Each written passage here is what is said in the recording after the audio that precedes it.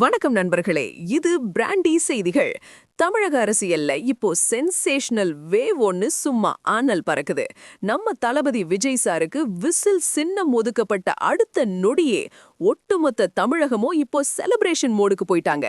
நாடு காப்பவர்களின் சின்னம், ஊழலை ஒழிக்கும் சின்னம்னு நம்ம தளபதி இப்போ ஒரு மேசிவ் ஸ்டேட்மெண்ட் கொடுத்திருக்காரு.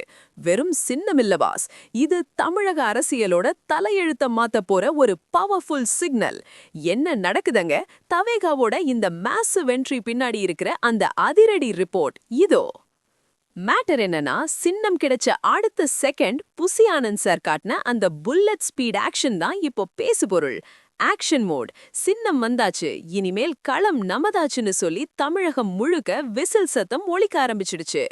பொலிட்டிக்கல் ஸ்ட்ராட்டஜி, மக்களோட குறைகளை தீர்க்கவும் ஊழலை வேரோட அறுக்கவும் இந்த விசில் ஒரு வெப்பனா இருக்கும்னு தளபதி சொன்னது இப்போ மத்த கட்சிகளிடையே ஒரு பெரிய வைப்ரேஷனை உருவாக்கியிருக்கு.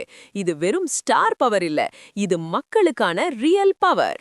உண்மையிலேயே இங்க என்ன பொலிட்டிக்கல் கேம் ஓடுதுன்னா, கேம் சேஞ்சர். விஜய் சார் இப்போ அவரோட கார்ட்ஸை ரொம்ப ஸ்மார்ட்டா ப்ளே பண்றாரு. இது மத்த கட்சிகளுக்கு ஒரு பெரிய சேலஞ்சா மாறி இருக்கு.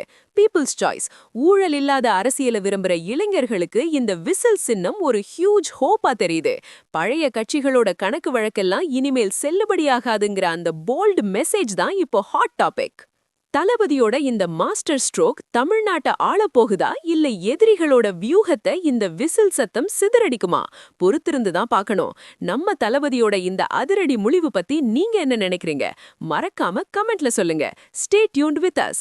தொடர்ந்து இணைந்திருங்கள். இது பிராண்டி செய்திகளுக்காக உங்கள் லோக்கல் லேகா. பழைய கணக்குகள் தீர்க்கப்படும், புதிய வரலாறு எழுதப்படும்.